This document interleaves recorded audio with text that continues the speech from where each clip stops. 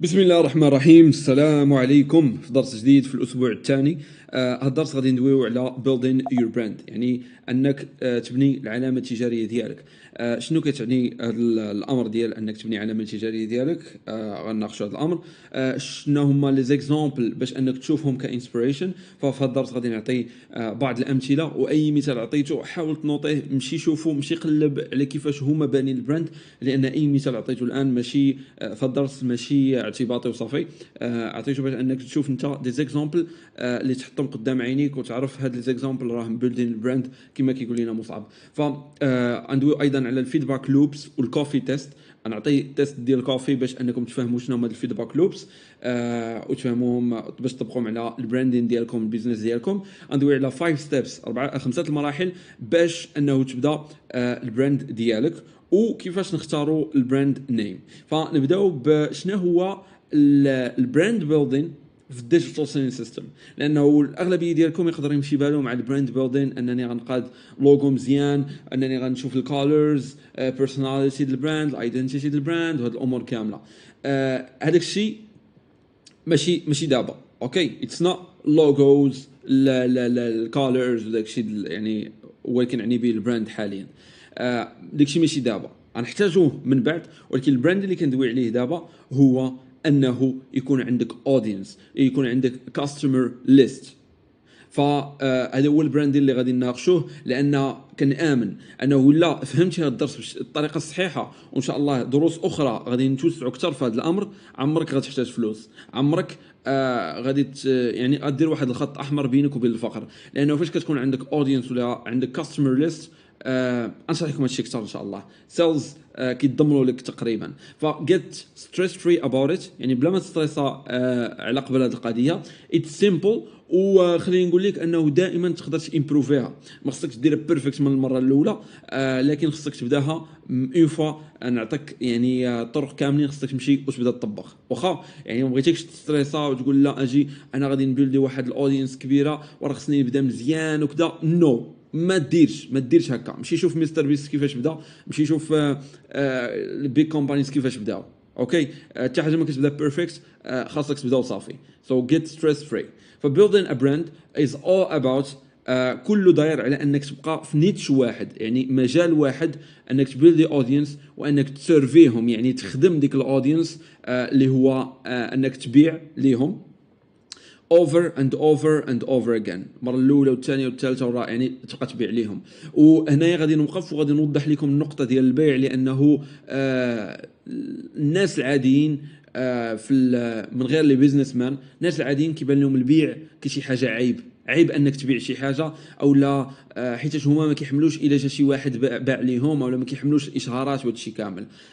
في حين ان دوك الاشهارات دايرهم كومبانيز اللي كتسوى البليونز اوف دولارز. فانت كشخص اللي قبل ما تدخل نظام البيع الرقمي خصك تصالح مع هذه القضيه ديال البيع، لانه البيع كيديروا جميع الكومبانيز. وانت خصك تعرف انك تبيع للكلاينتس ديالك اذا عندك منتج سوليد، مثلا واحد الجايد اللي خدمتي عليه، قديتيه، خدا لك وقت، خدا لك فلوس، فانك ودرستي على البين ديال الكلاينت ديالك وحليتي البينز انسايد البي دي اف ديالك ولا الديجيتال برودكت ديالك، فالا بعتيه ليه فانت راه كتخدمو ديك الساعه. خصك تربط البيع انك كتخدم الواحد، لاننا حنايا كنبيعوا يعني الكلاينتس ديالنا وفي نفس الوقت كنخدموهم.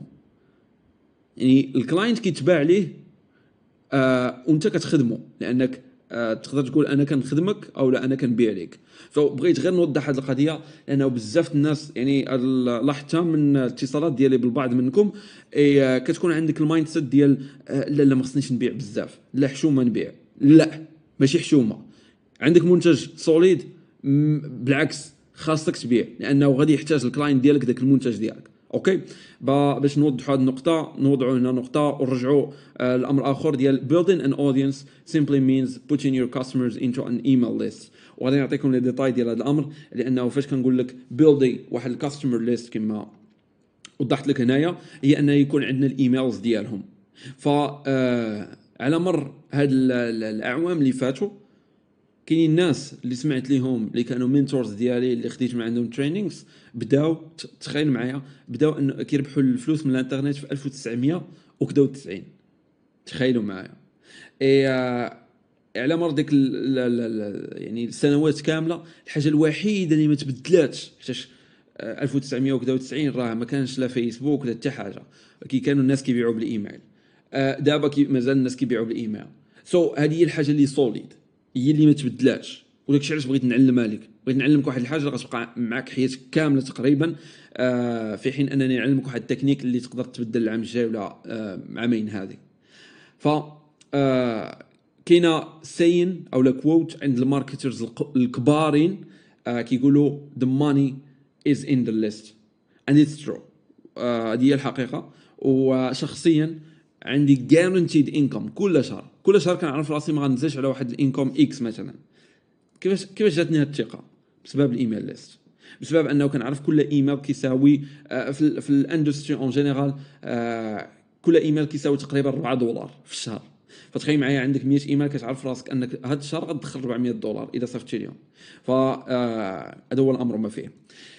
الناس اخرين اللي ما عارفينش هذا الشيء ديال البراندين وكذا، فاش كيبغيو يبداو ديجيتال برودكتس او فيزيكال برودكتس حتى هما كيمشيو يتيستيو. نيتش هذا يتيستي اليوم كتلقاه كيتيستي لك ديجيتال برودكت ولا فيزيكال برودكت ديال الصيد، غدا كيتيستي لك فيزيكال برودكت ولا ديجيتال برودكت ديال الجمال، بعد غدا كيتيستي لك ديال ما عرفتش ديال الطياب، موراها ديال الكريدي، كل مره شنو كيبيع. فهاد الطريقه كانت خدامه، باش نكون معكم صريح كانت خدامه، لكن الان اتس نوت سوليد. علاش؟ لانه كاع النيتش ديالك داير على انك لقيتي واحد الوينين توبيك، هذا هو الوينر. يعني كتست بزاف باش كتلقى واحد الوينر. هذيك القضيه ديال الوينر قلت لكم كانت خدامه، لكن المشكل فيها هو انك كتولي عرضه على ناس اخرين يشوفوا الوينر ديالك، ولا شافوه بزاف الناس كيعني انه وبداو كيتنافسوا معاك، غادي يطيح الوينر ديالك، تما خصك تلقى انت وينر اخر. وهذا كنشوفها انا بحال هذه اللعبه كما شفتوا هنايا ماشي سوليد، يعني تحيد حتى حاجه ايطيح الزمر كامل. غتبقى خايف الا شي واحد لقى لك الوينر ديالك، وريسك بالكومبيتيشن، وانك ما تدخلش فلوس وشحال من حاجه، في حين انك نتايا اللي داخل نظام البيع الرقمي وعندك هاد المعلومات القيمه، عندك ليست. قال لك مصعب ديال الليست مشيتي كتخدم عليها بالطرق اللي غادي نوريك ان شاء الله. فتا واحد ما ياخذ من عندك الايميل ليست. على فكره واحد سيد كان تشهر هذا العام والعام اللي فات والعام اللي موراه اللي سميتو اندرو تيت. فهاد السيد كيقلبوا عليه الناس في جوجل بزاف وهذا الشيء كامل. كانت بانا من انستغرام وفيسبوك والسوشيال ميديا كامل، حتى اوبر ديالو، حتى اير بي ام بي، حتى لي بنك ديالو كاملين تبانا. واش عرفتي كيفاش كان كيكونتاكتي الناس ديالو باش انهم يديهم من واحد البلاتفورم جديده؟ You guessed that right. Yes. الايميل ليست. حيتاش عنده ايميل حتى واحد ما يقدر ياخذه من عنده، لدرجه ان اوبر ابليكاسيون ديال لي طاكسي باناتو، ديسكورد بانا، جميع لي زابليكاسيون باناو. ولكن فاش كتكون عندك الايميل ليست شكون غيبانيك؟ عندك انت واحد الكلاينت بحال باش نشرح لكم اكثر الناس اللي ماشي فاميليير مع ماشي يعني مندمجين في هادشي ديال الماركتين وجدادين. ايميل ليست بحال كنقول لك عندك واحد الليسته ديال النوامر ياك، ولكن ما عندكش التليفون مقيدها انت في واحد الكارني. اوكي، فتخيل معايا الا بغيتي مثلا ديك النمره ديال النوامر مستعدين يشريو من عندك هذيك الليسته، وعندك انت 1000 نمره. فوقت ما غتحتاج الفلوس غتعيط على واحد 100 نمره وواحد بورسنتاج منه ما يخلصك. فنفس الحاجه، غير هو احنا ماشي حنا اللي كنعيطوا، كنديروا اوتوميتد ايميل كيتصيفط لهم كاملين في دقه واحده، وعندنا لي زيميل. اوكي، فهنايا غيكون عندك كلاينتس كيتسناو ديجيتال برودكت ديالك انك تخرجهم. سهل انك تحصل على ريفيوز، مثلا درتي ديجيتال برودكت ديالك في اتسي، سهل انك تصيفط ايميل تقول لهم هو نيو ديجيتال برودكت، هاكو كوبن كود باش تشريوه ناقص، وبليز ديروا لي ريفيو ان اكسشينج. وسهل انه يكون عندك ريبيت كاستمرز، وريبيت كاستمر اسهل مبيعات هما اللي كيجيو من عند ريبيت كاستمرز، يعني غيعاودوا يشريو من عندك، يشري من عندك، انت عندك الايميل ديالو، غتعاود تصيفط ليه يشري من عندي، هذه غادي يشري من عندك اكان.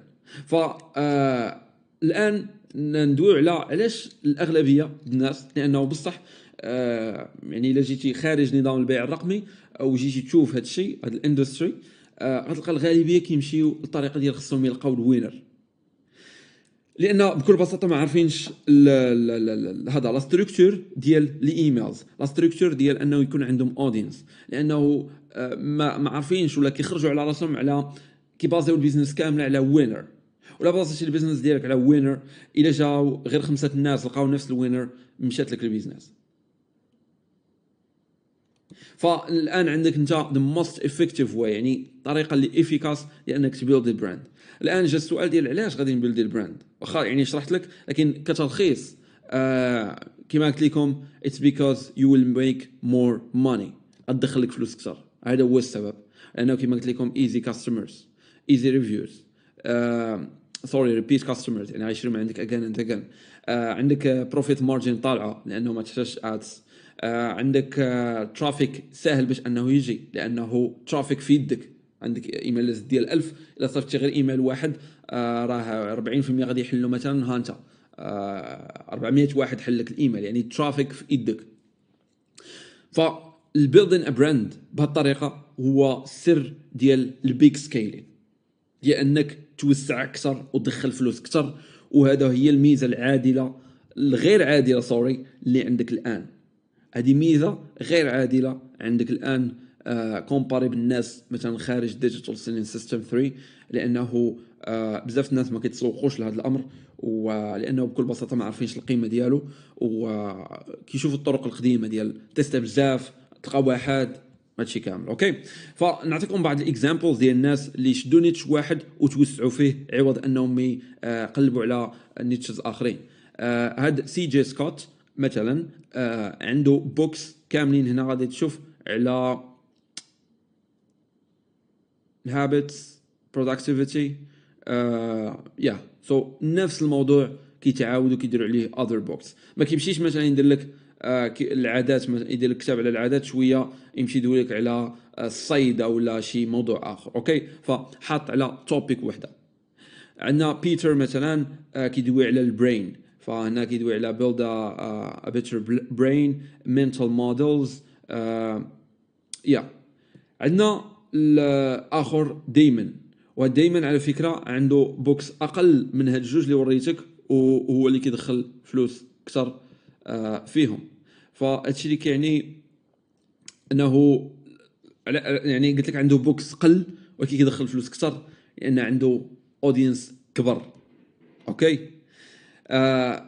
هنا شنو بغيتك تتعلم؟ بغيتك تتعلم انه قد ما كانت عندك بيجر اودينس يكون عندك مور ماني، ماشي الا كان عندك بزاف الكتوبه ولا بزاف الديجيتال برودكتس كتعني بيجر ماني. واخا نعاودها لك، فلوس كثر هما اودينس كبر، ماشي برودويات بزاف. يقدروا ثلاثه لي برودوي يدخلوا لك الفلوس اودينس كبيره، ثلاثه لي برودوي اودينس كبيره يدخلوا لك اكثر من واحد عنده 50 برودكت. اوكي، وكما لاحظتوا دائما حتى هو نفس يعني نفس النيتش كيخدم عليه ديال التاجيل برودكتيفيتي، انك تسيف الوقت، باقي في نفس النيتش. فبيلدين ا براند بغيتك تمشي تشوف توب سيلين اتسي ستورز ديال ديجيتال برودكتس. مثلا انت فاش درتي في الشيت بالطريقه ديالي، فاش يعني طريقه البحث اللي وريتك، غادي تلقى مثلا العديد من لي ستور. مشي شوف لي ستور اللي فايتين 10000 مبيعه. بغيتك تشوف البراند اللي دايرين، ما تلقاش بزاف دايرين البراند بحكم انهم ما كيعرفوش الماركتينغ، وهذه حاجه مزيانه لينا حنايا لاننا حنا كنعرفوا ليه وغادي نجيو ندومينيو المارشي. ف بغيتك تشوف توب سيلين اتش سي ستورز عندهم اكثر من 10000 مبيعه، شوف البراندين ديالهم، شوف شحال ديال شنو هما البيست سيلرز ديالهم، شوف كيفاش خدامين على السوشيال ميديا ديالهم وهاد الامور كامله. فالبراندز اللي كيميكيو سيريوس ماني، يعني اكثر من واحد 20 مليون في الشهر، هما اللي كيديروا برودويات قل وعندهم اودينس كبر.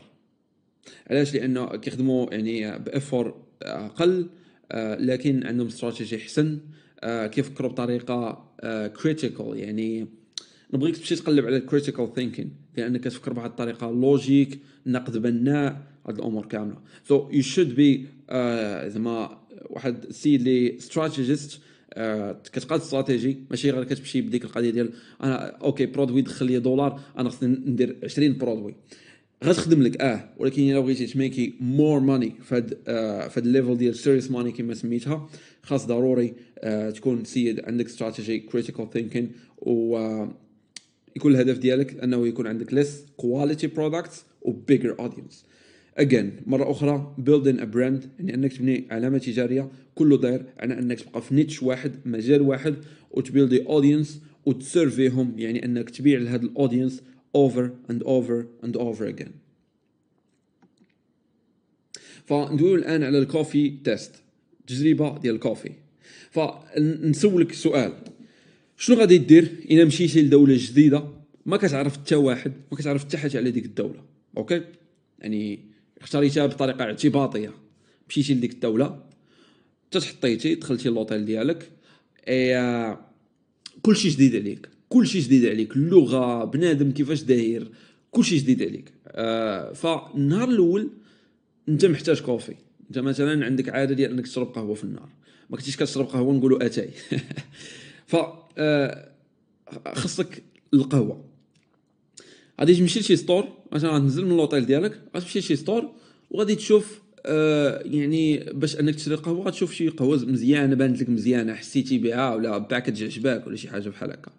فغادي تختار ديك الكوفي غالبا بازي على داك الباكج ديالها ولا النظره ديالك ليها، وغادي تشوف حتى لو بري. يعني الا بان لك شي باكج واعر وبان لك بري غالي تقول حيد عليا. غادي تشوف، المهم غتشوف ديك البري هذا كواليتي بري، غادي تختار القهوه ديالك. فانتيا ما عمرك جربتي ديك القهوه قبل. السيناريو الاول الكوفي كانت هي هذيك، غادي تسالي الباك، وفاش غادي تمشي المره الجايه تشري قهوه غادي تقدر تقول اجي نجرب هذا البراند. تقدر تكون حسان، تقدر تكون شي مذاق عاوتاني زوين كتار، شي حاجه بحال هكا، وتقدر ترجع لنفس القهوه وتشريها مره اخرى، وتقدر لا. هذا السيناريو الاول. سيناريو بي، الكوفي ما عجباتكش مره، ما حملتيهاش، غادي تلوح داك الباك، يعني داك الباكج ديالها تقدر ما تكملهاش كاع، و شي واخا تكون هاد البراند اللي شريتي من عندها براند معروفه، ولكن حيتاش اكسبيريونس خايبه ما غتهتمش بها، صافي غتنسى انك تعاود تشري من عندهم. هذا السيناريو بي. سيناريو سي، الكوفي اميزين، كوفي عجباتك ولدرجه انه ما غتفكرش عاوتاني تشري من شي براند اخرى. فاش كيعجبك شي محل، باش فاش كتفكر تمشي تاكل صافي ما كتمحنش راسك اجي نشوف شي بلاصه جديده وكذا، حيت كتولي خايف من داك لو ريسك ديال تجرب شي حاجه جديده ما حد عندك ديجا واحد الحاجه اللي واعره بزاف. فانت هكا تهوكيتي بالبراند او بهذا البرودوي. والاهم من ذلك هو انك تقدر تشري المنتجات الاخرين ديال هذه القهوه. تقدر مثلا انت عجبتك قهوه ولكن لقيتي واحد القرعه الماء ديالهم هي قرعه الماء، ولكن انت غتشريها. علاش؟ لانه صافي البراند عطاتك الاحساس ديال انه هذا البراند اتس هاي كواليتي براند، برودكتس ديالها اميزين. فهذه هي الكوفي تيست اللي دورتكم معايا فيه. عشتوا معايا ستوري ديال ثلاثه لي سيناريو اي بي سي. most of you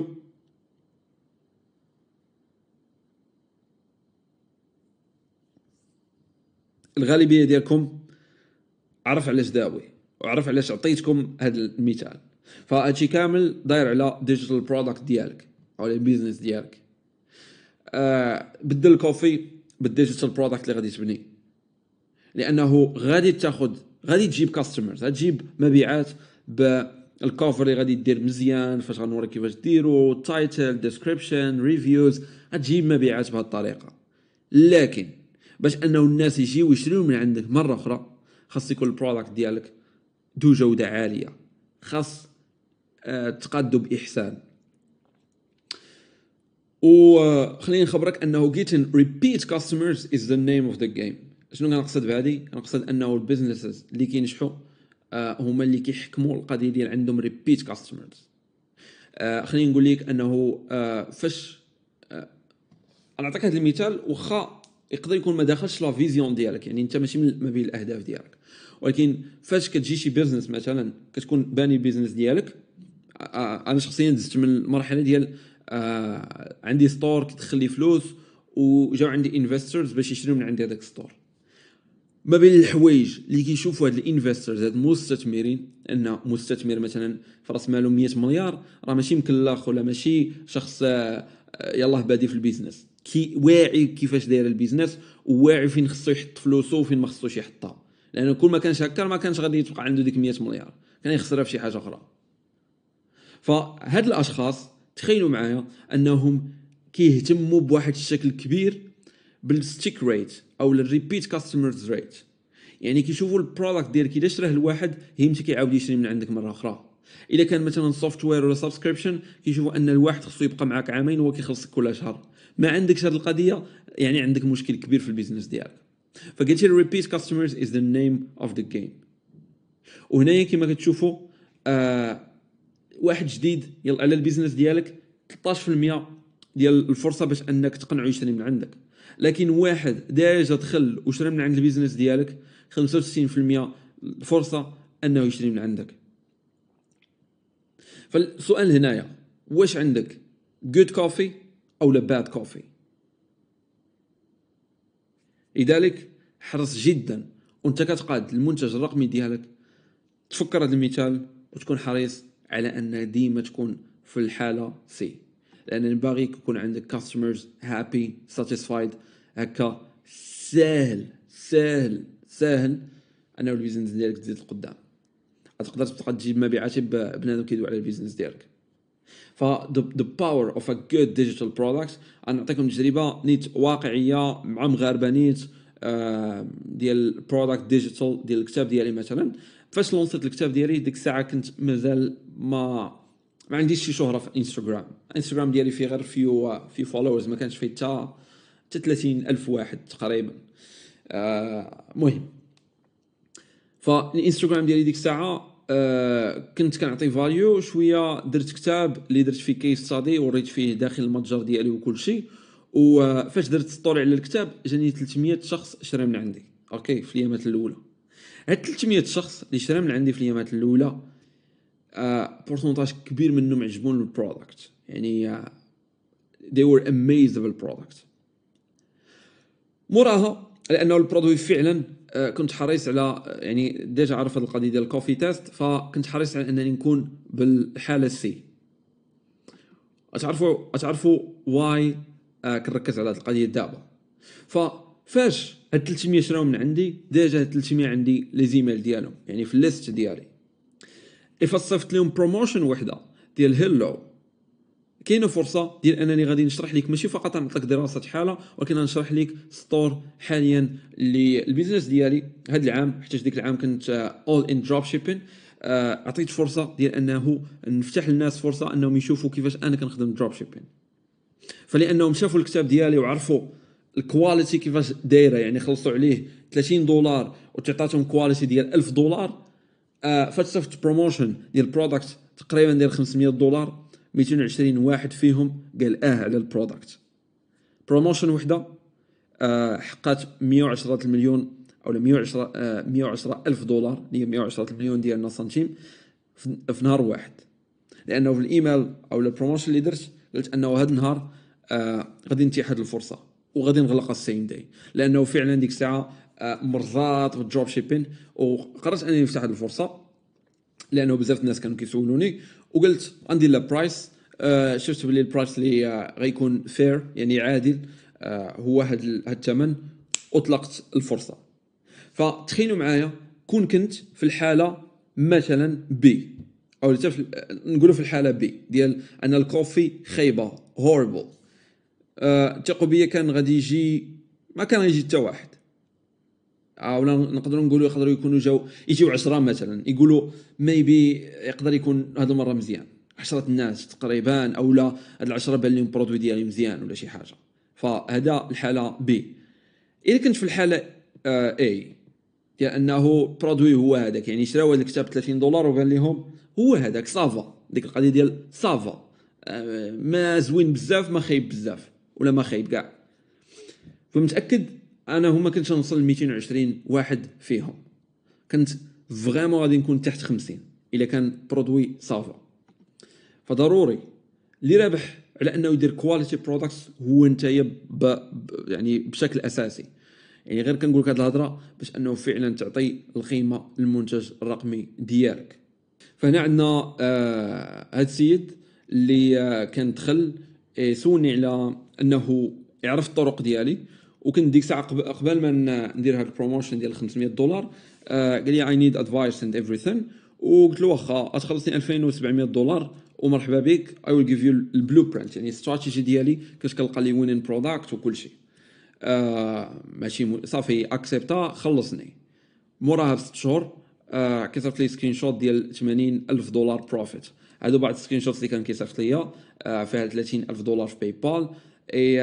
تخيلوا معايا انه واحد مثلا شد دولار واحد ضربه في 30، يعني باش انك تعطي $2,700 وتدخل 80 مليون، راه هي كل دولار دوبلتي، كل 10 دراهم رجعتها 300 درهم. فهاد الشخص بالضبط يلا مؤخرا شفت انه يعني طبيت الايميل ديالو ولقيت اي منتج طلقته انايا، لا كتاب ديالي لا هذا البروموشن نيت ديال $500، اي بروموشن شراها. علاش؟ لانه شاف الربح، شاف الريتورن اون انفستمنت.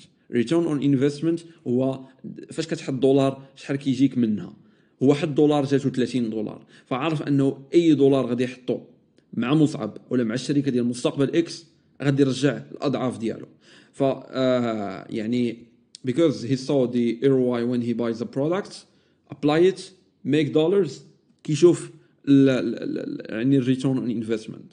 فهذه حاله من بزاف، لانه كما قلت لكم the name of the game هو repeat customers. تخيل معايا ان هذا السيد مثلا كون خلصني هاد $2,700 وما دخل موراها والو، يعني واخا يخدم، حيت كاين مثلا اللي غيخلصها وما يدخل والو ولكن راه ما خدمش، اتس نوت ماي ميستيك. ولكن تخيل انه يخدم ويدير كل نهار وكل شيء وما يدخل والو، ما يعاودش يشري من عندي شي حاجه. فهذا هو الامر ما فيه.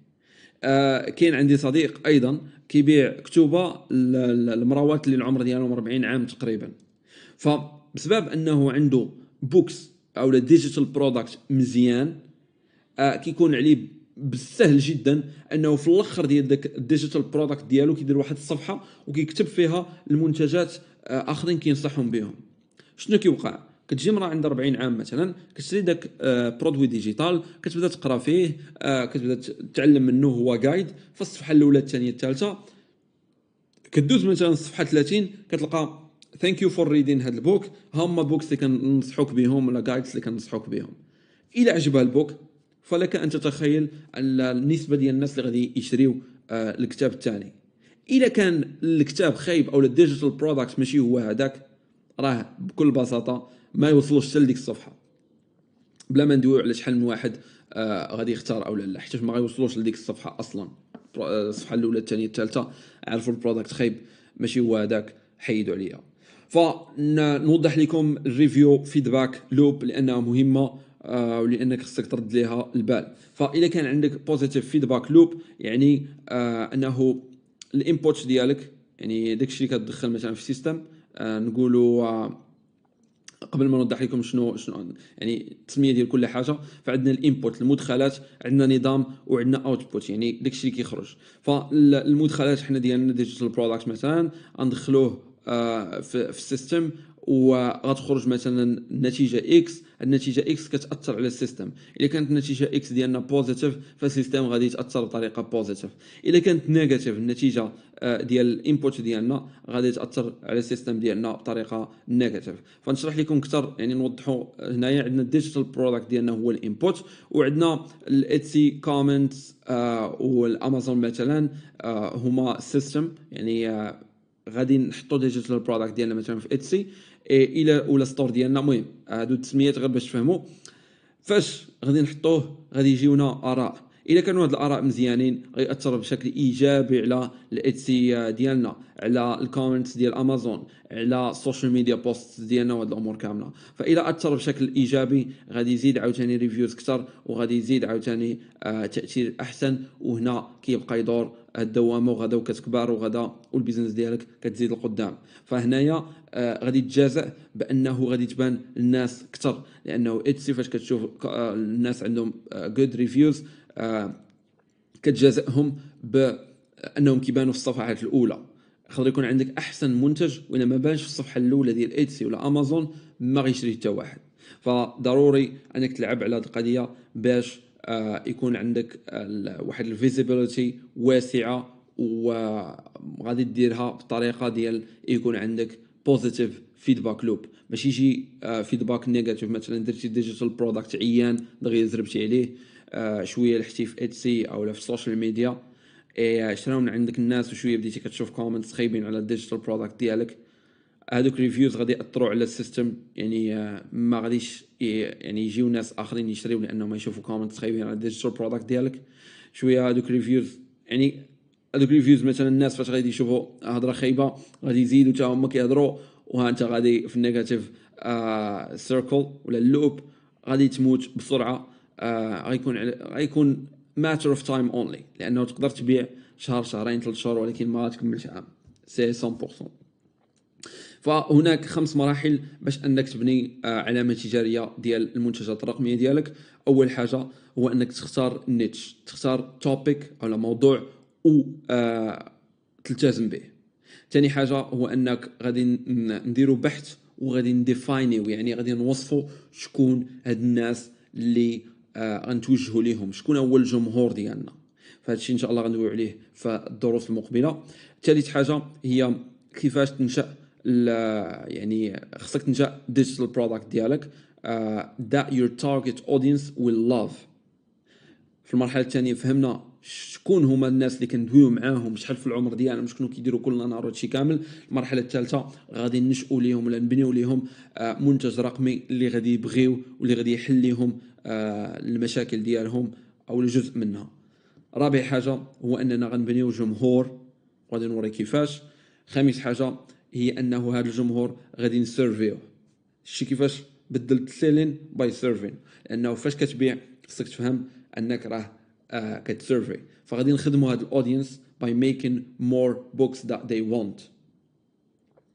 ف هكا يعني تخيل معايا عندك جمهور وفاهم انت كيفاش كيفكر، فاهم اشنو باغي، كتخدمه، كتشوف عنده واحد المشكل كتخدمه لذاك المشكل بانك كتبيع ليه منتجات رقميه اللي غادي يبغيوها، واللي المره الجايه فاش غادي تجي تخدمه اكان غادي يشري من عندك. هنايا غتميكي هيوج بروفيتس.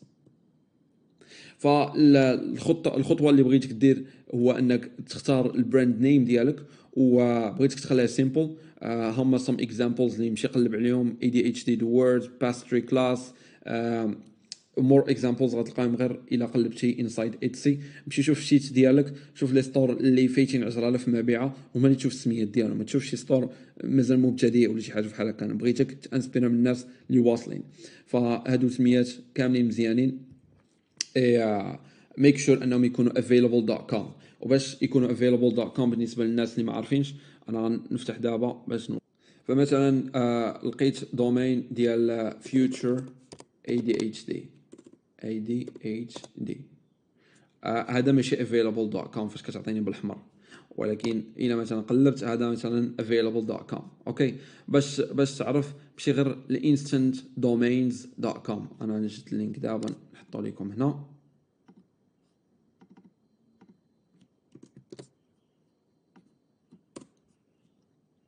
ما تشري لا دومين لا والو حتى نقولوها لك حتى توصل لهذه المرحله. مي فاش تختار شي نيم مشي شوف واش كاين .com ديالو. من الاحسن يكون عندك هاد الدومين نيم، لانه فاش غادي نوريوك هي انت غادي تنشا الدومين، هي انت غادي تشري الدومين نيم وهادشي كامل خص تلقاه available.com. اوكي، فتشوزي النيم سيمبل. هادو هما الاكشن ستيبس اللي عندك. الاولى انك تلقى البراند نيم ديالك كيما وريتك، اتس سيمبل. تانسبيرا من هاد الناس اللي وريتك هنا، مشي لاتسي شوف الناس اللي عندك في نفس النيتش شنو هما السميات اللي دايرين. ثاني حاجه كون اكيد او لا مستعد انه تلتزم بنيتش واحد. اوكي، لذلك فاش قلت لك شوف الشيت ديال لي برودوي اللي لقيتي وشوف التوب 3، بغيتك تختار واحد من دوك التوب 3، ما تختارش اللي جاب اعلى نتائج. اختار ليا يقدر يكون الثالث فيهم، ولكن هذاك الثالث اختاروا الا كنتي كتشوف راسك غادي تكمل في ذاك النيتش. اوكي، ثالث حاجه هي انه غادي تدوز النكست ليسن باش انه ان شاء الله نبداو في الخدمه. ديجا بادين، ولكن بغيتك تسالي هاد الاكشن ستيبس، دوز لي النكست ليسن لانه تابعنا خدمه و ذاتس اكسايتين. متحمس جدا والله. تبارك الله عليكم، مع السلامه.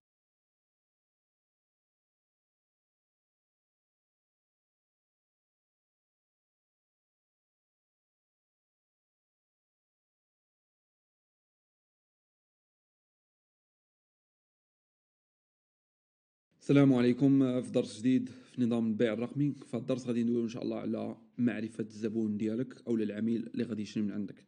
غتلاحظوا انه ان شاء الله في نظام البيع الرقمي كنركز معكم على الاساسيات ديال البيزنس اللي منهم هذا الامر اللي غندويو عليه اليوم، لانه الاساسيات البيزنس فور الفهم ديالك ليهم هكا غتكون. نركز معكم ايضا على الاساسيات ديال الفلوس مهمه هادو. فاليوم غنناقشوا وحده منهم اللي هي معرفه الزبون ديالك. اول حاجه غندويو عليها في الدرس اللي هي علاش معرفه الزبون ديالك مهمه جدا. الامر الثاني غندويو عليه ديال الكاستمر ريسيرش ورك شيت او الكاستمر ريسيرش دوكيمنت. اوكي، فغنشارك معكم دوكيمنت غادي تقدروا من خلال الاجوبه ديالكم عليه تعرفوا مع من كتعاملوا او لا تعرفوا الزبون ديالكم كيفاش داير. غنشارك معكم ايضا ستة المصادر اللي غادي تعرفوا فيها اجابات على الاسئله اللي عندكم على الزبون ديالكم. الا كان مثلا السؤال ديال شكون كيشري من عندي، واش مراه ولا راجل، غتقدر تعرف بسبب هاد ستة المصادر فيهم العديد من المعلومات اللي غادي يخليوك تعرف شكون كتبيع ليه. الامر الاخير اللي غندويو عليه في هذا الدرس هو كيفاش تتعلم من الاخطاء ديال الناس او البائعين الاخرين اللي كيبيعوا نفس المنتجات او لا في نفس النيتش في نفس السوق. كيفاش تتعلم من الاخطاء ديالهم. فنبداو على بركه الله باول حاجه ديال علاش مهم جدا انك تعرف الكاستمر ديالك. فاش كتشرح المشكل ديال الزبون ديالك احسن ما هو كيشرحه لراسو، تمايا كيتيق انك نتايا عندك الحل. فاش كتشرح ليه المشكل اللي عنده احسن ما كيشرحه هو لراسو، تما غيامن ان انت عندك الحل. هادشي بالضبط اللي كيوقع مثلا واش غتمشي عند شي طبيب اللي غيخليك تامن به اكثر ولا تثق به اكثر، او لا تثق انه هو اللي عنده الحل، هو الا شرح لك ها باش كتحس. فانت مثلا كتحس بواحد الضران مشكل، الا داك الطبيب وصف لك داك الضران اكزاكتلي كيفاش انت كتحس به او لا كاع اكثر، غادي تامن انه هو اللي غادي يقدر يعالجك. في حين الا انت فيك شي حاجه والطبيب كيدوي لك على شي ضران اخر وما وصفش لك مزيان، غتكون ليس لايكلي او لا اقل ثقه بهذاك الطبيب مقارنه مع المثال الاول اللي عطيتكم. فضروري علينا اننا نفهموا المشكل ديال الزبون ديالنا باش نعرفوا نوصفوا ليه هذا المشكل اللي عنده، هكا غنكسبوا الثقه ديالو باش انه يشري من عندنا. الشركات الكبرى كامله بدون بدون انني نحيد وحده منهم، كاملين عارفين يعني عندهم معلومات كبيره على شكون كيشري من عندهم. الشركات الكبيره عندهم ديبارتمنتس ديال الناس اللي كيقوموا بعمل دراسه على شكون هما الكاستمرز اللي كيشريو من عند هاد الشركه، شنو هما الكاستمرز كيستهلكوا المنتجات ديال الشركه. والشركه كتقدر تدوي مع الكاستمرز ديالها بطريقه مباشره. كتلقى الشركات في الاعلانات ديالهم كيدويو بواحد اللغه معينه، ديال كيدير مثلا باكاج كيبدلو، باكاج كيبدا يدير فيه سميات، باكاج كيبدا يدير فيه دي لوغو اخرين. هادشي ما كيجيش بطريقه عبثيه، هادشي كيجي لان الشركه عارفه مع من كتعامل وعارفه انه الا دوات مع الكاستمرز ديالها بديك الطريقه هكا تكسبهم اكثر، هكا تجي مبيعات اكبر. فمهم جدا اننا نعرفوا مع من كنتعاملوا او الزبون ديالنا، لاننا حنا ماشي هما الزبناء ديال راسنا. لانك الا كنت كتبيع مثلا منتج ديال النجاره، انت ماشي نجار، انت ما كتعرفش النجاره، انت عمرك شريتي اصلا، تقدر تكون كتحب هذا المجال ولكن عمرك شريتي شي برودكت ديال النجاره مثلا. فانت ماشي هو الزبون ديال راسك. ما يمكنش انك تسقط المفاهيم اللي عندك او لا القناعات اللي عندك مع القناعات ديال الزبون اللي غيشري من عندك. لانك الا درتي هذا الشيء غادي دير واحد الماركتينغ او لا غتقدم المنتج ديالك بالطريقه اللي غيقنعك غير انت تشريها. ولكن انت واحد الشخص اللي اصلا ماشي يعني غتخربق الماركتينغ ديالك كامل، يعني بحال غتقنع غير راسك. ولكن حنا ماشي خصني تقنع راسك، خصني تقنع الناس اللي غيشريو من عندك، الماركت ديالك. فخصنا نعرفوا الماركت، ما خصكش تبيع راسك.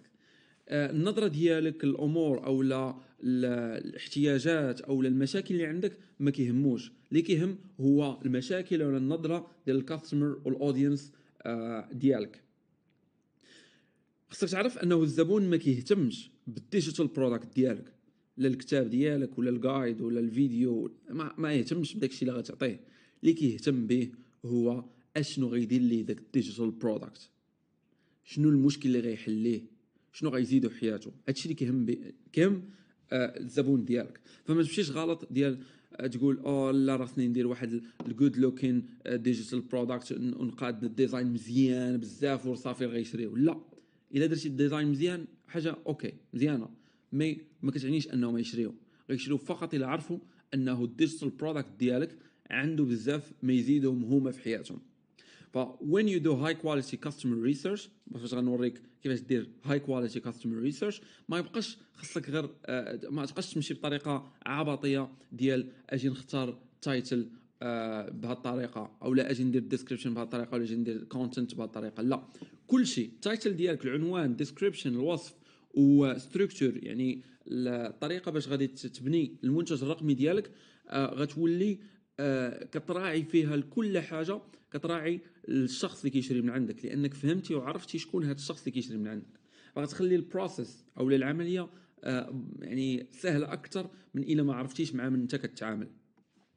ندوزو الان الكاستمر ريسيرش دوكيمنت، اللي هو هذا غادي نشاركه معكم ان شاء الله، غتلقاو اسفل هذا الدرس اللي غيساعدك انك تعرف الزبون ديالك. فيه 10 الاسئله ديال شنو هو الجنس ديالهم، شنو هو العمر ديالهم، العديد من الاسئله اللي غتقربك اكثر من هاد الناس اللي غتتعامل معاهم.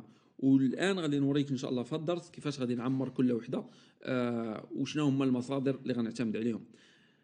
وغندوز المصادر دابا، وهنايا في الدوكيمنت غتلقى بلاصه ديال الملاحظات. بغيتك تبدا بهذه الملاحظات هنايا. اوكي، خلي الاسئله الان، غتبدا بالملاحظات. اوكي، وغادي نمشيو نشوفوا المصدر الاول ديالنا اللي عندنا هنا. ف how to find answers ولا information عليهم. غنستعملوا يوتيوب اولا. الكومنت سيكشن ديال يوتيوب هي بمثابه منجم ديال المعلومات على الكلاينتس اللي غادي يشريو من عندك، لانك غتلقاهم في الكومنت ديال يوتيوب كيقولوا اشنو هما باغين، او لا كيعبروا على الافكار ديالهم. فغندوزو الان اليوتيوب، غادي نخليو الدوكيمنت هنايا، غنخليو بلاصه الملاحظات، وغندوز اليوتيوب الان. غنديزاكتيفي غير الاكستنشن اللي كتحيد لي الكومنت وكتحيد لي داكشي، وغادي نكمل التسجيل. انا الان هنا في يوتيوب، وعلى فكره هادو هما الاكستنشنز اللي كنستعمل باش كنحيد thumbnails وفيوز و everything. انصح بهم بشده في يوتيوب ديالك باش تكون عندك less distraction و less تشتيت على الخدمه ان شاء الله. اوكي، فنحتاج نحيدوهم دابا يا اوكي. فاختاريت مثال ديال ديجيتال بلانر. وعلى فكره كنت متردد ديال بصح واش ندير شي مثال الان ونخدم عليه ويعني نوريكم قدامكم غنجيب به مبيعات وهاد الامور كامله. لكن اي موضوع او اي نيتش غندير به اكزامبل انا عارفه 100% ما غيبقاش مربح، لانه بزاف الناس يخدموا عليه. غير مؤخرا فاش دويت على طريقه البحث، كاين بزاف الناس اللي خداو دوك المنتجات، واخا كنت كندير انا غير اكزامبل. كاين بعض الناس اللي ما بحال كتليميت الافكار ديالهم غير في دوك المنتجات. غنحاولش ندير هذه القضيه، وغنبغيك وغنوهك على انه اي حاجه شتيني كنشرحها حاول انك تبعد على المنتج اللي كنعطي به انا اكزامبل. اوكي، حيت غيكون من الصعب عليك انك ترجعه خدام. اوكي، ما كنقولش مستحيل تجيب به فلوس، ولكن صعيب لانه غتلقى كل شيء دار نفس الحاجه. واخا دوزو الان ديجيتال بلانر، ولكن فاش ولكن ديجيتال بلانر من المنتجات ديجيتال اللي مربحين. واخا يعني البرودكت اللي غتخدم عليه خصو يكون فيه قبل، يعني انا ما غاديش ما نقبلش شي واحد فيكم يمشي يختار شي ديجيتال برودكت اللي ما كيحققش الشروط اللي كاينين في الرود شيت، زائد انه ما يكونش بحال هذا المنتج مثلا ديال ديجيتال بلانر اللي كتلقى عليه فيديوهات اللي كتلقى انه الناس ديجا كيشريو هاد الامور كامله. فنبداو على بركه الله. قلت لكم الكومنتس ديال يوتيوب مهمين، فغنمشيو الان لاول فيديو بان لينا مثلا، وغنمشيو للكومنت. فالكومنت، علاش الكومنت؟ لانه الناس اللي تبعوا هذا الفيديو مهتمين بالديجيتال بلانر. احنا شنو خصنا في الدرس؟ الدرس داير على اننا نعرفوا الزبون ديالنا، فغنقدروا نعرفوه بالكلام ديالو هنايا في الكومنتس. غنمشيو نشوفوا غير التوب كومنتس، يعني اللي عندهم لايكس بزاف. وهنايا مثلا this actually gives me، غنقراها بالسايلنس، بانت لي شي حاجه مزيانه راه غنقولها لكم. اوكي اها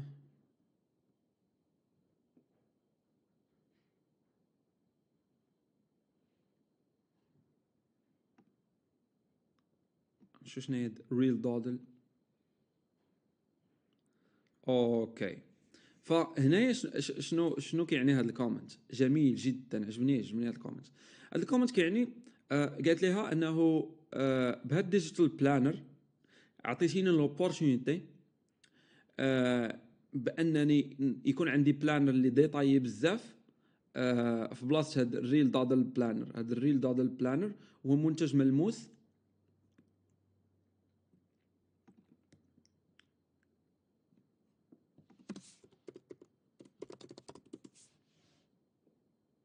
فهذا المنتج ملموس وغالي باش انك تاخذه لك انت برا ميريكان. فقالت لها شكرا، وفرتي لينا هاد الديجيتال بلانر، لانه هاد الريل دادل بلانر وود كوست بزاف الفلوس باش انني ناخذه برا الولايات المتحده الامريكيه انترناشونالي. شكراتها على هاد القضيه، وراتها علاش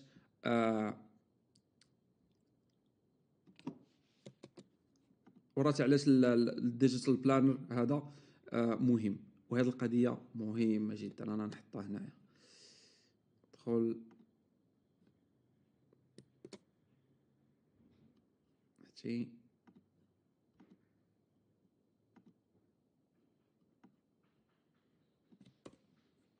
اخذ الكومنت كامل لانه مفيد. ما عمرك كنت غتعرف هذه القضيه ديال انه انا اول مره دابا عرفتها، لانه كاينين الديجيتال بلانر، كاينين بعض الناس كيشريوه لانه كيبغيو ياخذوا داك الفيزيكال، ولكن ما كيقدروش ياخذوه لانهم ماشي في يو اس اي. هذه عاوتاني حاجه اخرى ديال الكلاينتس ديالنا ما كاينينش غير في يو اس اي. المهم ما نحكموش غير على كومنت واحد، خصنا مور كومنتس. نكملوا، نشوف ريبلايز. او واحد قال له شيب تو كندا. هذه قالت لهم انا عزيز عليا يكون ورقي. هذه مثلا ما داخلاش في كلاينت ديالنا.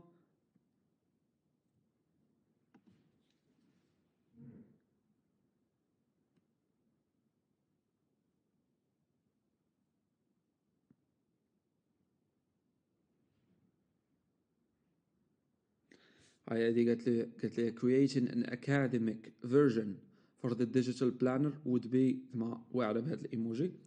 هذه دابا عطاتها فكره ديال منتج رقمي، ويعني فكره ما كايناش كنظن، او لا ما دوتش عليها هي. فهنايا ما كنتش نتسوق الكومنت كون ما كانش عنده بزاف اللايكس، ولكن 200 واحد اتفق معاه على انه اكاديميك فيرجن ديال ديجيتال بلانر احسن. غناخذ هذا الكومنت.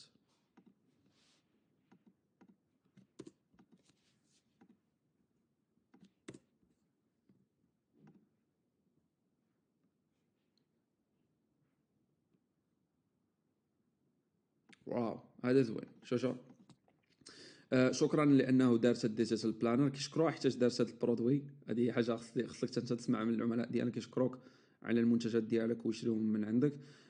دريم كامين ترو. دائما بغيت فليكسيبل ديجيتال بلانر. what I find it's really just like having my bullet journal PDF. so yeah هذه good thing.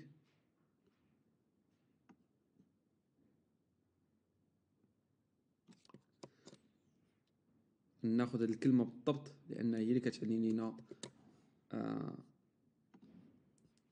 كتوضح لينا هذه الكلمه. غتشوفوا علاش ما خديتش كومنتس كامل، لان هذه الكلمه هي كتوضح لينا علاش هاد السيده بغات ديجيتال بلانر وما بغاتش البلانر الاخر اللي فيزيكال. اوكي، حنا بدينا كنفهموا اكثر هاد الديجيتال بلانر علاش كيشريوه الناس.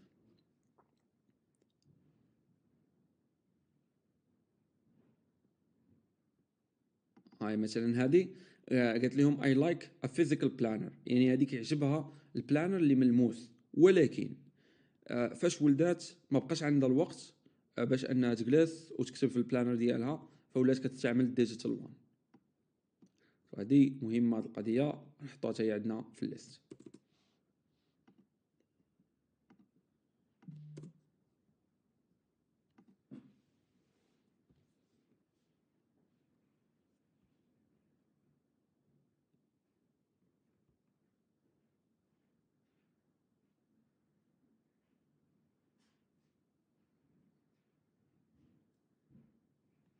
واو، هذه دوز على الكوميونيتي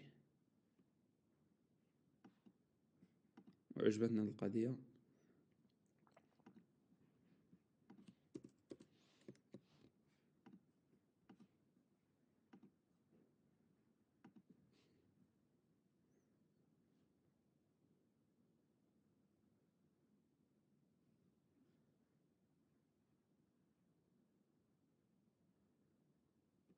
ها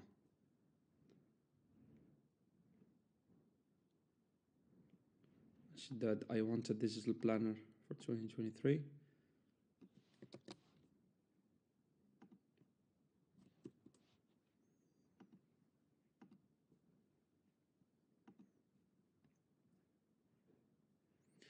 شباب، عرفتي لا بقيت غادي هنايا راه ما غنساليش بزاف ديال الديتا، داكشي علاش قلت لكم منجم. وهادشي غير فيديو واحد، ندوزو الفيديو الاخر.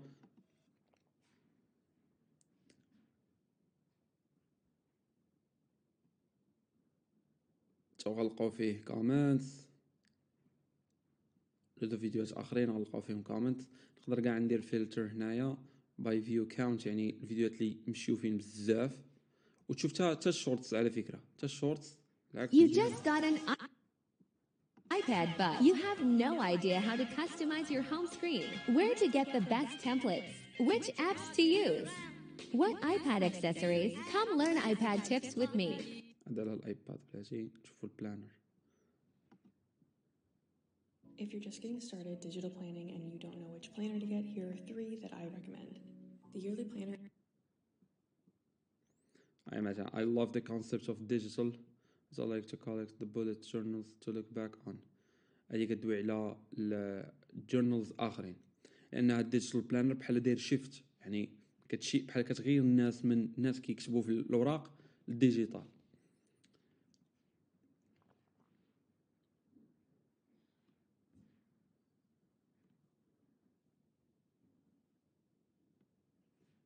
مازال عندي شي اكستنشن كتحيد لي الفيوز عاوتاني هنايا، حاولت نحيدهم ولكن المهم غتشوف لي فيديو كيما وريتكم. فيديو واحد من بزاف.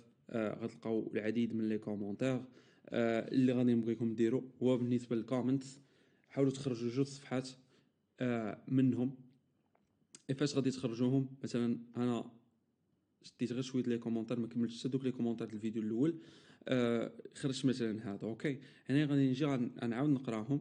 هذه كتقول انه تعطاها لوبورتونيتي فور بيبل اوتسايد ذا يو اس ذا ريلا بودكاست. هذه مثلا هادشي، وغادي دير هايلايتي هذا لي بوين فور، لي بوين فور ديال المنتج، او لا هايلايتي شي حاجه عرفتي على المنتج جديده. اوكي. academic version for the digital planner. هاي هذه مهمة.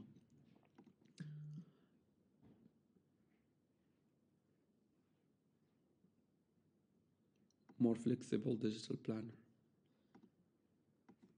لأن هذه الكلمات غادي نستعملهم احنا في الماركتينغ. غتجي واحد نقول له you don't need a real digital planner that would cost you مثلا نهضر معكم بالعربيه ديال ما غتحتاجش هاد الريل دادل بلانر اللي غادي يكلفك $100.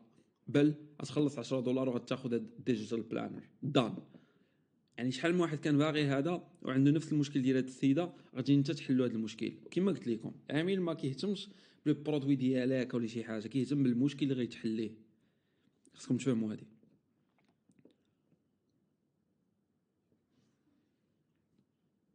دي اي هذا بيبي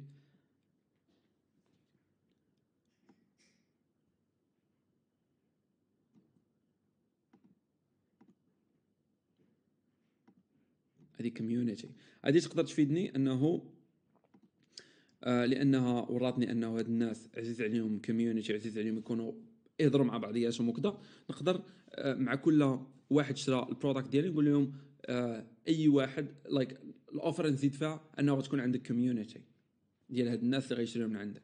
سو باي هاد ديجيتال بلانر و with مثلا $20 وغادي تستافد من 1 year membership inside our يعني سمي الكوميونيتي ديالك. وباش تسميها يعني ما عنديش دابا سميه، علاش؟ لانه مازال ما درتش ريسيرش. خصني نزيد ريسيرش هكا نتعرف اكثر، غنولي عارف شنو نقدر نسمي الكوميونيتي اللي كنت غنديرها، غنولي العديد من المعلومات. وكما قلت لكم فاش كتعرف هاد الناس اللي غيشريو من عندك، اي حاجه درتيها كتولي تراعي ليهم همايا، اي تايتل غديروا كتراعي ليهم همايا. اوكي، فنكملوا. دوينا على سورس نمبر 1 ديال يوتيوب سيكشن اوكي في الكومنتس. ندوزو للسورس نمبر 2 اللي هو سيرش في كورة، اللي غنقلبوا على الانسرز وغنسولوا one good question. غنشرح لكم اش كنعني بهذه القضيه. فهنايا كما كتشوفوا دخلت لكورا.com اوكي وكتبت why do you use digital planner. هذه ما بين الاسئله اللي عندي كنظن انها غتعطيني علاش الناس كيشريو الديجيتال بلانر وتخليني نفهمهم اكثر. هنا مثلا كتشوف there are several reasons why people use digital planners. accessible,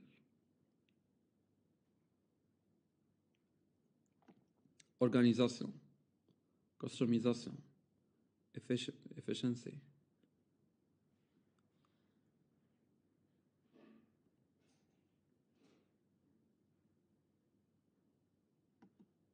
وهذا عاوتاني هذا كيوضحوا لي علاش ديجيتال بلانرز مزيانين، اي علاش الناس كيشريو ديجيتال بلانر، او علاش شنو هما الحوايج اللي مزيانين في البرودوي ديالي الا كنت غنبيع ديجيتال بلانر. اوكي سو كاين بزاف الاسئله هنايا غتقدر تستافد منهم. اوكي وهنايا غادي تشوف عاوتاني هذا السؤال كيقول شنو هما السلبيات ديال بيبر بيزد بلانرز، يعني ديال الورق، باش تقنع دوك الناس اخرين. حيت فاش كتكون في شي مارشي اللي خصك تسويتشي الايمان ديال الناس، خصك تعطيهم ها علاش داكشي اللي انت غادي فيه خايب، فها علاش البلانرز اللي مكتوبين خايبين. غتمشي تقلب على علاش هكا تقدر تبريزونطي لو برودوي ديالك ديجيتال بلانرز. فغدير هاد البحث. خصك يكون عندك اكونت في كورا باش تقدر تكمل اكونت فابور. اوكي فابور باش دير اكونت باش تقدر تشوف الاسئله كاملين، لانه ما تقدرش تشوف الاسئله لما كانش عندك اكونت مثلا هكا، غيحتاج دير اكونت. اوكي وفاش غادي دير اكونت غنبغيك فاش تشوف هاد الاجوبه فكر في سؤال واعر وسولو في كوره. راه فابور انك تسول. براسي انا كنسول في كوره.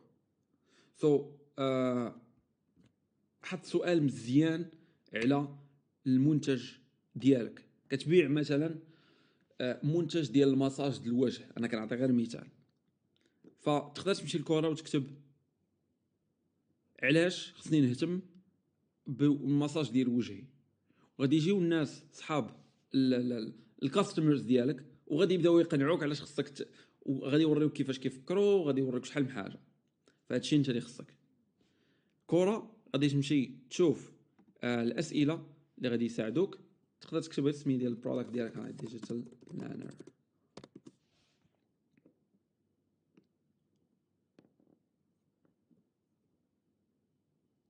بحال مثلا هذا اللي غتهتم به، هذا غتقرا هادو غادي تعرف لان الغالبيه اللي كيجاوبوا هما دوك الناس اللي ديجا كيستعملوا داك الديجيتال بلانر. او غير خصك تمشي انت تسول سؤال really good question. اوكي ما تسولش شي سؤال ديجا تجاوب ولا شي حاجه هكا كتكون غير كتعاود وصافي. اوكي فدوينا على يوتيوب كومنت سيكشن، دوينا على كورا. ما نعطيتش شي حاجه من كورا دابا، ولكن كنظن فهمتوا الاهميه ديال كورا. اي ثينك غادي نرجع ليها هادشي.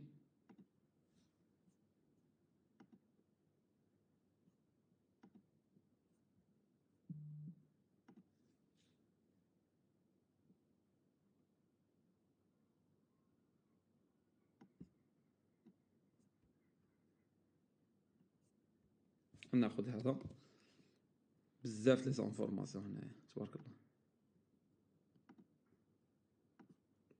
وغندير معاه نفس الحاجه ديال هنايا. غادي نشوف الكي ووردز اللي مهمين اتسيتيرا اتسيتيرا. كما قلت لكم يوتيوب حاولوا ديروا فيه 2 pages مينيموم.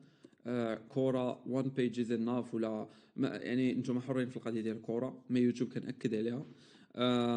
واخا حرين غير في العدد الكلمات، مي ضروري تمشي تشوف الانسرز وتسول انت كويشن في كورا. اوكي باش هكا يعني كتعرف اكثر، تكون معلومه وحده هي اللي تستعملها في الادز ديالك هي اللي غتجيب لك 80% ديال المبيعات. وي تقدروا تمشيو تقراو على القاعده ديال 20 80 لانه فريمون حاجه وحده هي اللي كتجيب لك موست اوف ريزولتس.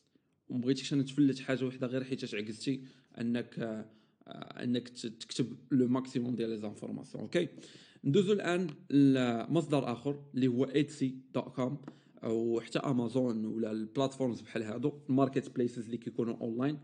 غادي نبغيك تمشي تشوف البيست سيلين في النيتش ديالك، مثلا ديجيتال بلانر. نمشي نيت دابا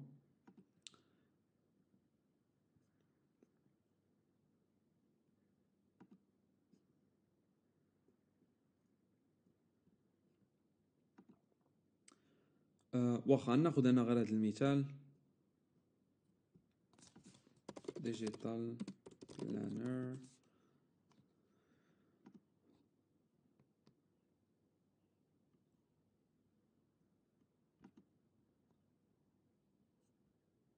هذا ما شريش من عنده بزاف، هادشي داير اد ديال 2024 كيستغل الفرص. هذا السيد تبارك الله عليه. غنمشيو لهذا. وعلى فكره دابا تخيلوا معايا انه الديجيتال بلانر هو منتج. انا متاكد هذا السيد بيلدا ولا دار قرار واعر انه دار ديجيتال برودكت وبلانر ديال اي دي اتش دي. كاينه نسبه ديال انه قلب على ديجيتال بلانر ديال اي دي اتش دي ما لقاش، او شاف كومنت او شي حاجه بحال هكا ومشى هو دارو. فهنايا هادو الكومنتس واخا غالبا انا كنتفادى الكومنتس ديال 5 ستارز لانهم غيكونوا مزيانين.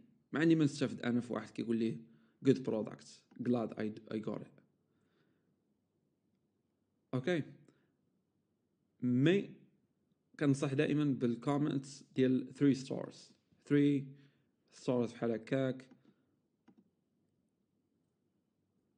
غتقلب فيهم وغتلقى كومنت 3 ستارز غتمشي تنوضيه. لاننا حنا خصني نلقى لك انا دغيا هذا اكزامبل. غنجي مثلا امازون، كنت ديجا انا كنقلب هنايا في هذا النيتش ديال الايجين. غنجي مثلا هنايا برودكت معليش ريفيوز بزاف ولكن غنجي دغيا اوكي غنمشي 6 ستار ريفيو 3 ستار ريفيو سوري.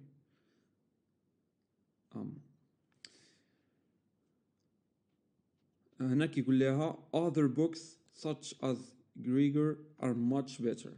اش كيعني هذا؟ كيعني غنمشي نقلب على البوكس ديال هذا السيد مادام كيقولوا عليه مزيان، ونشوف داكشي اللي كيديروا ونشوف علاش الناس كيفضلوه باش نقدر نفهمهم.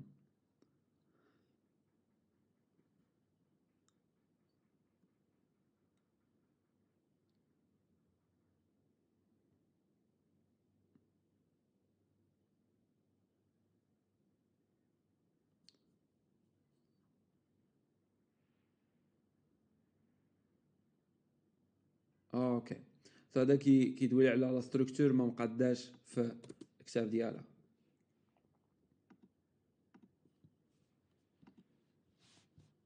هو هاد السيد اللي دواو عليه مزيان تا ما عندوش بزاف د ريفيوز، ولكن نمشيو نشوفو تا اي واحد تلقى عنده 3 ستارز. راه واخا يكون كيدويو عليه واعر، كاينين بعض الناس اللي غيحطوا يمشيو ويحطوا عليه اسوأ ريفيو. ذاتس نورمال، هادو هما الناس. ذا سايز اوف ذا فونت، هذا عيب لي على الخط.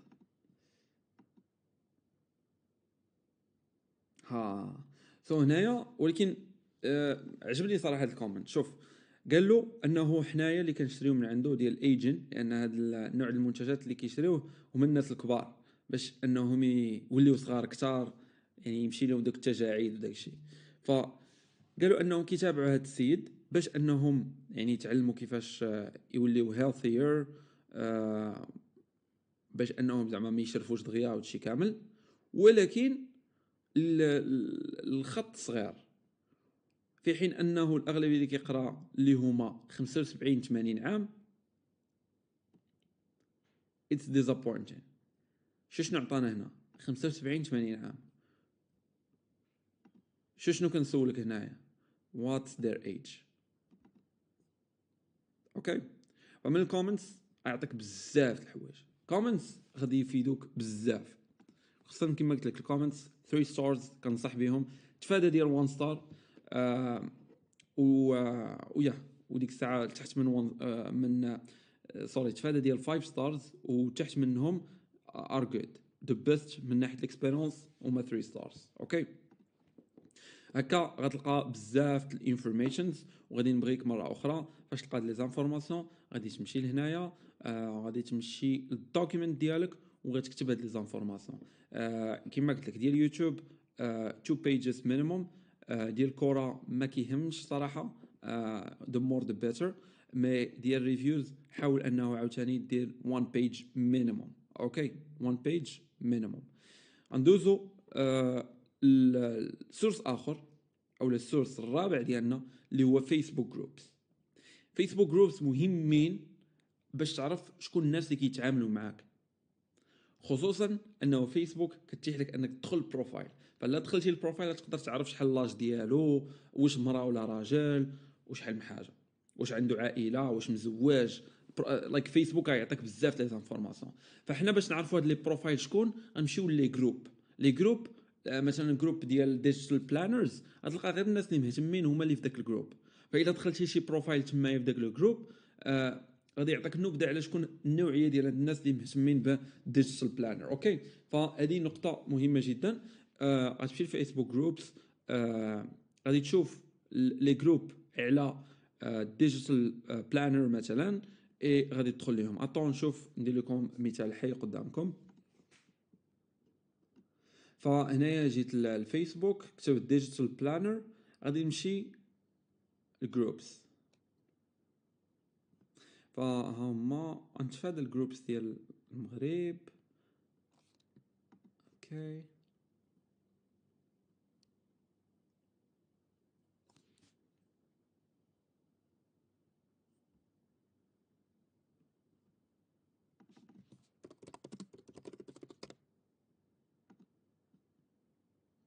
على فكره غادي ندوز لهنايا.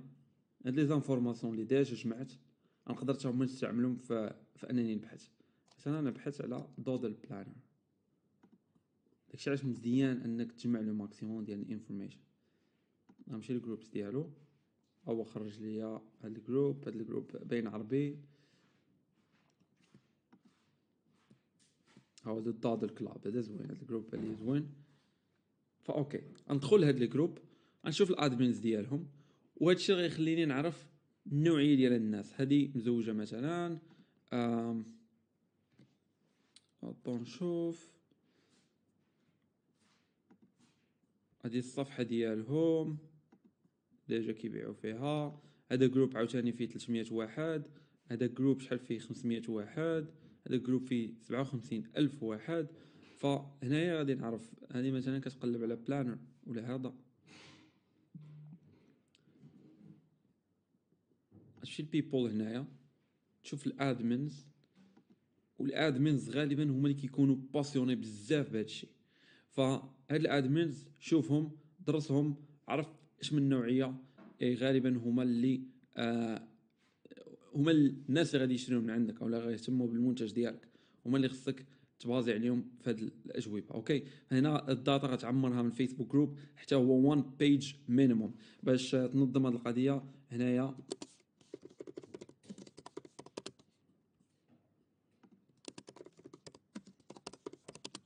وانت غادي فيسبوك ديتا، اتسي، امازون ديتا، وانت غادي. الان كاين another source اللي هو answerthepublic.com، ندخلوا ليه حتى هو دابا ونكتبوا ديجيتال بلانر ونمشيو يونايتد ستيتس، نديرو انجلش ونديرو سيرش. الاداه فابور ما تخلصوا عليها والو. هاد الاداه تعطينا هاد الناس علاش كيقلبوا. واخا اكسبت ما كيقلبوا على واش ديجيتال بلانر از ذا بيست. هادو كيقلبوا ديجيتال بلانر سيل اون اتسي، ورك اون ايفون، واش كيخدموا في الايفون، واش كيخدموا في اللابتوب. الشيء اللي عليهم الحمر هما اللي تسيرشاو بزاف بروفيتابل، هادو كيقلبوا على انهم يبيعوهم. واي ديجيتال بلانر يعني الناس كيقلبوا علاش خصهم يستعملوا ديجيتال بلانر، واش ديجيتال بلانر از ذا بيست.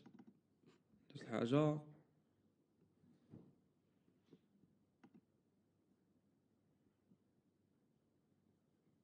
نشوف الداش بلانر.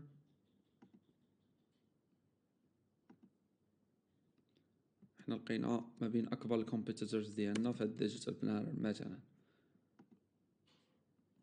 هو مخدوم بين هاد السطور كراشينيت، باينه من ديزاين ديالو جميل. اورايت، ف هذا الويب سايت يعطيك البابليك علاش كيقلبوا الناس. علاش كيقلبوا الناس وين it comes للديجيتال بلانر. ندير 2024 مثلا، ديجيتال بلانر 2024 خصنا اكونت. سو كما قلت لكم تقدروا ديروا اكونت بايميل هذا temporary ايميل، ديروا اكونت به غادي تقدروا تسيرشيو اي وي. فهذا سورس من لي سورس اللي عندنا. You need to move beyond the obvious and work out on your audience thinks, feels and acts. So روبرت كيقول انه خصك تمشي بعيد، يعني داخل داكشي اللي باين. اوكي، يعني فاش كنقولوا ديجيتال بلانر، شكون غيشري ديجيتال بلانر؟ تقول لي واللي غيشري هو اللي عنده ايباد واللي غيبغي يخطط العام ديالو. لا، الماركتر الحقيقي، المسوق الحقيقي ولا الانتربرونور الحقيقي ولا غادي يمشي داخل من هادشي كامل وغادي يمشي يعني يقلب على كيفاش كيفكر الجمهور على هذا المنتج، كيفاش كيحس الجمهور تجاه هذا المنتج، كيفاش كيتفاعل الجمهور مع هذا المنتج. فكاينين دي سورس اخرين لكن دويت لكم على 6 لي سورس. مثلا بحال ريديت اللي كيجمعوا فيه بزاف الناس باش يدويو على امر معين. ريديت غينفعك الا بغيتي تشوف عاوتاني كومنت ديال الناس على البرودكت ديالك، شنو الحوايج اللي باغيين فيه، شنو يعني غيخليك تفهم الناس. واي بلاصه الناس الجمهور ديالك كيتجمع فيها كيدوي فيها، مشي تمايا وشوف علاش كيدويو. يقدر يكون شي فورم، شي منتدى مثلا، شي موقع، شي كومنت سيكشن ديال شي بلوج، مشي اعرف علاش كيدويو، مهم جدا. غنبغي نسالي بواحد المثال. هذا الاكستري خديته من واحد الكتاب اللي كيدوي على knowing your customer، وكيدوي على انه فاش كتعرف الديزاير ديال الكاستمر مثلا هنايا، فاش تعمر هنايا تعمر الديتا وتبدا تجاوب على هذه الاسئله. فهاد الاسئله مثلا هنايا عندنا الجندر، الجنس ديالهم، لاج ديالهم، ستاتيو ديال الريليشن شيب، واش مزوجين لا، واش عندهم اولاد ولا لا، شنو كيديروا يعني شنو خدامين، شحال تقريبا كيدخلوا. باش تعرف هذه القضيه تقدر تعرف الخدمه ديالهم مثلا من فيسبوك ولا شي حاجه، وتمشي تجوجلي هاد الناس شحال كيدخلوا في العام، شنو هما الهوبيز اللي عندهم، واش عندهم اللانجويج ديالهم. يعني كاينين بعض الناس اللي عندهم اون لانجويج ديالهم بيناتهم. هذه القضيه باش تعرفها خصك تقلب مزيان في الفيسبوك جروبس، في الكومنتس. يقدروا بعض الناس يعني عندهم واحد اللانجويج كيفهموه هما بيناتهم ديال نقدر نقول لك رابرز، يقدر يقول لك بروسكي، شي حاجه بحال هكا. باش علاش كندويو على هذا الامر؟ لانه فاش غادي دير الماركتين وإلا عطيتيه شي كلمه هو كيستعملها غادي يحس بك انك كتعرفو اكثر. فهاد الشيء كينتج على الريسيرش اللي مزيان. غادي تشوف الناس مثلا في الفيسبوك ولا في الكومنتس كيفاش كيدويو مع بعضياتهم، كيفاش كيجاوبوا بعضياتهم. هنايا الا لقيتي شي حاجه كتستعمل وكيعرفوها غير همايا، جو فور ات. غتقدر تستعملها في التايتل، في الديسكريبشن، وغادي يحسوا بك انه واحد الشخص اللي بحالهم كيهضر معاهم. شنو هما توب 3 ديلي فرستريشنز؟ يعني شنو هما الحوايج اللي كيدرونجيهم كل نهار؟ هاد بريفيوس كويشنز غادي يخليوك يعني تخليوك تعرف لا سيتوياسيون ديالهم. فالامر التاسع هنايا هو غيخصك ديسكرايبي، يعني توصف شنو هي الديزايرد سيتويشن، فين باغيين يوصلوا. واخا الامر او السؤال العاشر، شنو هو الجول اللي العميل ديالك كيحاول انه يوصل ليه بالديجيتال برودكت ديالك، وعلاش باغيين نوصلوا لذاك الجول؟ فهنا خصك تكون فيري سبيسيفيك. هادشي تقدر تجاوب عليه الا عمرتي المعلومات هنا مزيانين. داكشي علاش طلبت منك جوج هنا مينيموم، هنا واحد ولا ما درتش ريكوايرمنت الكره، ولكن اخرين حتى هما جوج مينيموم. اوكي، من ريفيوز ومن ريفيوز سوري واحده مينيموم، ومن اخرين حتى عندك وحده مينيموم. فهنا غيكون عندك اكثر من 5 صفحات ديال الداتا، وهاد الداتا غتقدر تجاوب بها على هاد الاسئله. وهكا غادي نرجعوا للمثال اللي قلت لك. هكا مثلا الى الكاستمر ديالك عرفتيه باغي ينقص 10 كيلو قبل نهار العرس ديالو، غتقدر تدوي معاه بالطريقه ديال اور اكسرسايز بروجرام. يعني البروجرام ديالنا هو ديزاينا سبيسيفيكمون باش انه يخليك تقاد الفورم ديالك دغيا وتنقص 10 كيلو في 60 يوم الجايه جارانتيد. هكا غتقدر تدوي معاه لانك فهمتي شنو باغي، فهمتي فين باغي يوصل. مثلا انا فهمت العميل ديالي انه غيجي يخدم معايا حيتاش باغي جوجل رانكين ديالو يطلع. يعود ما نقول له اجي نطلع لك جوجل رانكين، نقول له انه اي جارانتي يو، عارف انه الديزاير ديالو 100% باغي يطلع الرانكين. ان جارانتي ليه هذا الرانكين in 90 days مثلا or we work for free. فهنا عرفت ان العميل ديالي باغي شي حاجه تغارونتي ليه هذا الاوتكم. انا كشخص اللي قادر انني نحققها غندوي معاه بهذه الطريقه، عوض ما نقول له I will rank your website higher on Google. no. ولا مثلا هذا I will help you lose 10 كيلوغرامز مثلا. لا، عارف ان تابعو عرس سواء نعطيه واحد الوقت باش يحس بي انني فاهمه دغيا هو باغي يوصل ريزلت. اوكي، فهنايا التمرين اللي عندك هو انك تعمر هذا الدوكيمنت. كما قلت لكم غيكون عندكم 5 بيجز صراحه، فجيت نحسب على هاد لي سورس اللي عطيتكم. نديروها 4 to 5 pages of information about your target customer، كاملين عامرين معلومات على الكلاينت ديالك، وغادي تعمر ديك الساعه الاجابات على لي كيسيون اللي عندك هنايا. توب 10 كويشنز غادي تعمر الاجابات عليهم بازي على الداتا اللي دخلتي. اوكي، غادي نسالي هذا الدرس بهذا الكوت من صابي ديال advertising channels change landing page builder software changes، بحال شوبيفاي ولا لي تولز اخرين اللي كنستعملوا كيتبدلوا، الطرق ديال الماركتينغ كيتبدلوا، الالغوريثم الخوارزميات كيتبدلوا، لي تاكتيك كيتبدلوا، الطرق كيتبدلوا، ولكن الفاندامنتالز الاساسيات ديال التعلم ديال كيفاش الناس كيفكروا، انك تفهم اكزاكتومون فين تقدر تساعدهم وتقول لهم اكزاكتومون الامور اللي باغيين يسمعوا والامور اللي غادي تخليهم عارفينك فاهم المشاكل ديالهم. هادو هما استراتيجيز اللي خدموا على مر هاد الاعوام كامله، الالاف الاعوام. فهاد الشيء ما كيتبدلش، لكن الطرق والتاكتيكس والاستراتيجيز كيتبدلوا. هادو هما الفاندامنتالز وهادو هما الاساسيات. ونخليكم ان شاء الله باش نشوفكم في درس مقبل. تمرين مهم اليوم، تاكدوا انكم تساليوه باش ان شاء الله ندوزو الخطوه المقبله. مع السلامه.